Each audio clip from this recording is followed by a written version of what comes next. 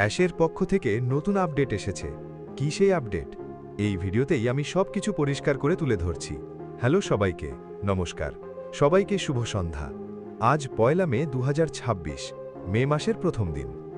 কিছুক্ষণ আগে mister ash আমাদের প্রো গ্রুপে কেওআইসি নিয়ে একটি গুরুত্বপূর্ণ আপডেট দিয়েছেন। অনেকেরই কেওআইসি হচ্ছিল না, আর সেই কারণে অনেকের অ্যাকাউন্ট ডিলিট হয়ে গিয়েছিল। এ নিয়ে সবাই বেশ চিন্তায় ছিল। এখন নতুন আপডেটে মিস্টার অ্যাশ বলেছেন, যাদের কেওআইসি না করার কারণে অ্যাকাউন্ট ডিলিট হয়ে গিয়েছিল, সেই অ্যাকাউন্টগুলো আবার তাদের নিজ নিজ সার্কেলে ফিরে আসবে। মানে যারা আগে যেই লিঙ্কের মাধ্যমে বা যেই টিম বা সার্কেলে যুক্ত ছিলেন, তাদের অ্যাকাউন্ট আবার সেই জায়গাতেই অটোমেটিকভাবে দেখা যাবে। আপনাদের শুধু সেখানে গিয়ে আবার কেওআইসি সম্পন্ন করতে হবে। এটা তাদের জন্য খুব ভালো খবর যাদের অ্যাকাউন্ট ডিলিট হয়ে গিয়েছিল। আরও একটা গুরুত্বপূর্ণ বিষয় হলো, কেওআইসি করার জন্য 7 দিনের সময় দেওয়া হবে, যা সম্ভবত আগামীকাল থেকে শুরু হবে। এই সময়ের মধ্যে সঠিকভাবে কেওআইসি সম্পন্ন করতে হবে।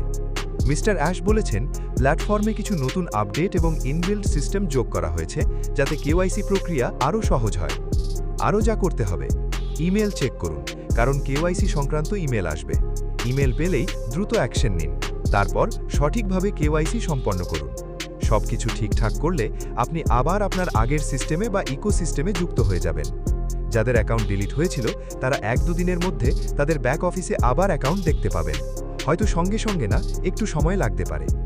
আপনার টিম বা সার্কেলের যারা আছেন, তাদের সাথে যোগাযোগ রাখুন।